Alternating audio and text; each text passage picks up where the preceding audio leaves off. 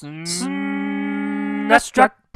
Hi there, let's take a quick look at every single boxing game that ever came out for Super Nintendo, including those that never left Japan, starting out with Ashido no Jo for Super Famicom. This is a fun, no-frills arcade-style boxing game, the kind where you put in the cartridge, press start twice, and just like that you're fighting. No characters to pick, and not that much in the way of strategy here either. Sure, you punch and duck and dodge, but the game is kind of herky-jerky and it's tough to get a good rhythm going sometimes. But still, if you're looking for an arcade-style two-player boxing game, this one is pretty good.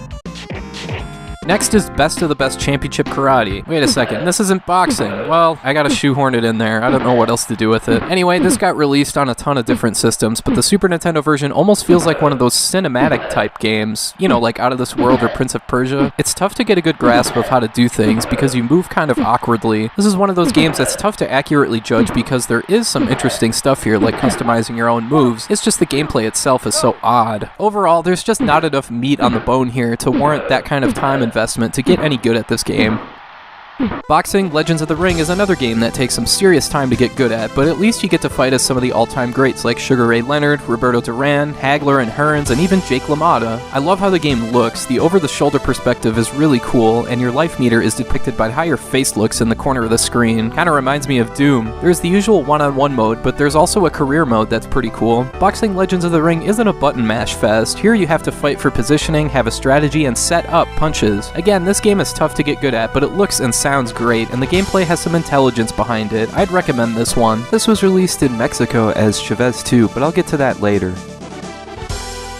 Next, there's two games featuring George Foreman, the first of which was George Foreman's KO Boxing, a game that was seemingly everywhere back then. Seriously, this was up there with Shaq Fu and how much this game was advertised. Anyway, this is kind of a Punch-Out clone, but without any of the fun, the charm, or even any of the pattern recognition that came with Punch-Out. The other George Foreman game is titled Foreman for Real. The perspective changes to match something like Boxing Legends of the Ring, but it has the same kind of feel that Foreman's KO Boxing has, which is that it's kind of a button-mashing mess. If I had to pick between the two, I'd go with Foreman for Real, but man, the heads on these boxers' bodies just look creepy as hell and wrong. It's not that bad of a game, just mediocre. You can find better.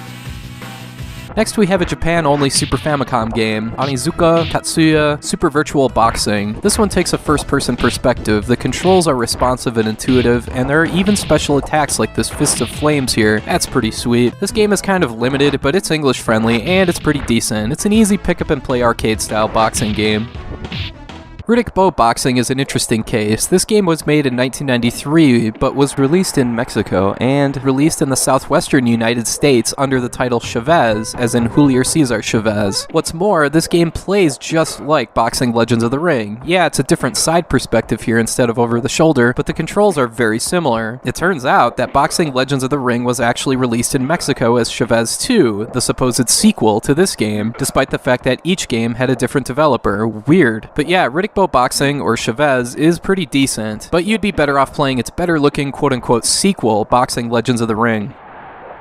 Back to the Super Famicom we go with Ring ni Kakero. This game was sold as part of the Japanese Nintendo Power download game service. Okay, I seriously don't have the slightest clue what I'm doing here. No matter what I do, I just keep getting hammered, and my opponent keeps pulling these crazy moves out of his ass. Hey, feel free to try this one. It certainly has a great look to it. Maybe I just suck. But there doesn't appear to be that much beyond the regular one-on-one boxing mode here. At last, we get to Super Punch-Out, easily the best game on this list. It's immensely easy for anyone and everyone to pick up this game and get the hang of rather quickly. It features the same kind of simple pattern recognition that Punch-Out for NES had, in addition to a momentum meter that allows you to go medieval on their ass. Super Punch-Out looks fantastic, sounds fantastic, and has a very simple method of gameplay that's easy to learn, but very tough to master. The patterns here can be pretty complex, much tougher than Punch-Out, but it's rewarding. Hell, go look up some of the speedruns of this game on YouTube. Some of them are just insane. But yeah, obviously Super Punch-Out is the best boxing game on the SNES, that should go without saying. There's still one more game to get to, and that's TKO Super Championship Boxing. This one takes on a 2D side view and is more of a button mash fest, but not too much so. There's a meter up top that indicates your strength of each punch, so you can't just pound the button. You have to pound it at certain intervals. There's not that much here for strategy, so this game is just okay. It's definitely not bad. It's just that there's not that much beyond the surface.